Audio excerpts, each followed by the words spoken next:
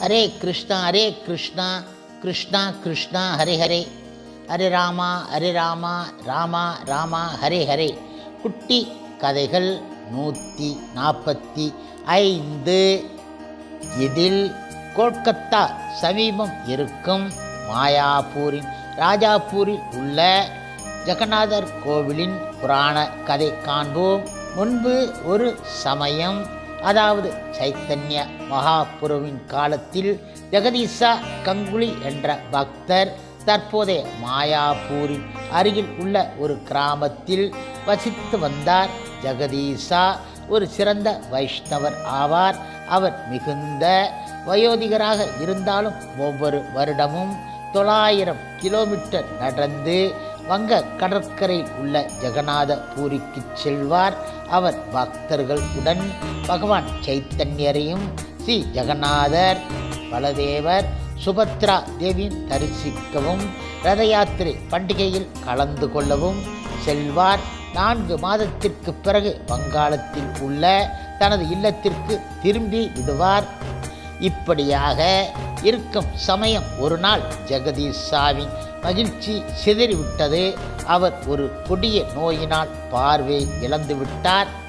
அவரால் பகவான் சைத்தன்யரையும் ஜெகநாதரின் விக்கிரகங்களையும் இனி தன்னால் காண முடியாது என்று உணர்ந்தபோது மிக மிக மனம் தளர்ந்து விட்டார். அது மட்டும் இல்லாது அவரது நண்பர்கள் பூரிக்கு செல்லும் வருடாந்திர யாத்திரை தொலைவானது என்பதால் ஒரு குருடரை தங்களுடன் அழைத்துச் செல்வது கடினம் என மறுத்துவிட்டார்கள். ஜெகதீசா நவதீபத்திலே தொடர்ச்சியான துன்பத்திலும் மனக்கவலையிலும் இருந்தார். நம்பிக்கையற்ற நிலையில் தற்கொலை செய்து கொள்ளவும் முயற்சி செய்தார். இப்படியாக இருக்கும் சமயம் ஒரு நாள் இரவு பகவான் ஜெகநாதர் ஜெகதீசாவின் கனவில் தோன்றினார். மறுநாள் காலை ஜெகதீசா கங்கைக்கு நீராட செல்லும் பொழுது ஒரு மரக்கட்டை அவரது சிரசை தொடும் என்றும் உடன் அவரது பார்வை திரும்ப கிடைக்கும் என்றும் பகவான் கூறினார். மேலும் அவர் அந்த மரக்கட்டையை எடுத்துக்கொண்டு போய் அருகில் உள்ள கிராமத்தில் வசிக்கும் ஒரு தச்சர் பக்தனிடம் செல்ல வேண்டும் என்றார் பகவான். மேலும் அந்த தக்ஷன் தொழுநோயாளி என்றும் அவன் கைகள் உருவம் இழந்து இருக்கும் என்றும் அவன் இந்த வேலையை செய்வதற்கு மறுப்பான் என்றும் கூறினார். ஆனால் அந்த தச்சனை வற்புறுத்தி அவரை ஒத்துக்கொள்ள வைத்து அந்த வேலையை செய்ய வைக்க வேண்டும் என்றார் அவர். அந்த வேலையை முடிக்கும் பொழுது தச்சனின் குஷ்டம் மறைந்துவிடும் என பகவான் உறுதியளித்தார். ஜெகதீசா விழித்தவுடன் தனது கனவை நினைத்து வியந்து போனார். அவர் அதிகாலையில் எழுந்தவுடன் கங்கைக்கு குளிக்கச் சென்றார். அப்போது ஒரு மரக்கட்டை மிதந்து வந்து அவரது சிரசத்தின் மீது பட்டவுடன் அவரது பார்வை திரும்பிவிட்டது. இதனை கண்டு அவர் மிகுந்த பரவசம் அடைந்தார். அந்த மரக்கட்டையை எடுத்து கொண்டு அருகில் உள்ள கிராமத்திற்கு சென்று அந்த தச்சனை தேடினார். இப்பொழுது ஜெகதீசா அந்த தச்சனிடம் பகவான் ஜெகநாதரின் திருவிக்கிரகத்தை அந்த மரக்கட்டையில் இருந்து செய்யுமாறு வற்புறுத்தினார். தக்ஷன் அதனை அறவே மறுத்துவிட்டான். அவரது உருவம் இழந்த விரல்களை காட்டி, இந்த கைகளை கொண்டு பகவானின் திருவிக்கிரகத்தை நான் எவ்வாறு செதுக்குவேன் என்றான் அவன். ஆனால் ஜெகதீசா மீண்டும் மீண்டும் அவனிடம் விக்கிரகம் செய்திட வலியுறுத்தினார்.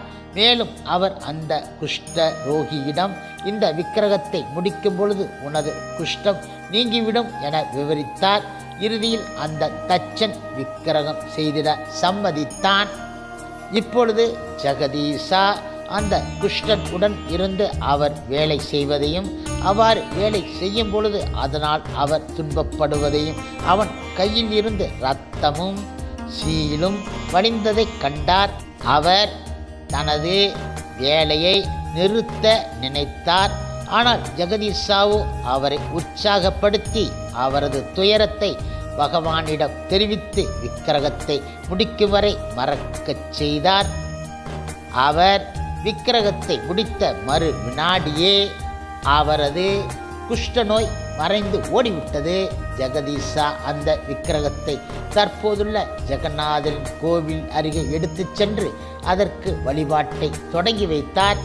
சில இரவுகளுக்கு பின்னர் ஜெகதீசாவிற்கு மீண்டும் ஒரு கனவு தோன்றியது. இந்த முறை பகவான் ஜெகநாதர் அருகில் உள்ள வேப்ப மரத்தின் கட்டைகளை கொண்டு சுபத்ரா மற்றும் பலதேவரின் விக்கிரகத்தை அதே தச்சனை கொண்டு செய்யுமாறு உத்தரவிட்டார். ஜெகதீசாவும் அவ்வாறே செய்து அந்த விக்கிரகங்களை அந்த கோவிலில் ஜெகநாதருக்கு அருகே பிரதிஷ்டை செய்து விட்டார். காலங்கள் ஓடின.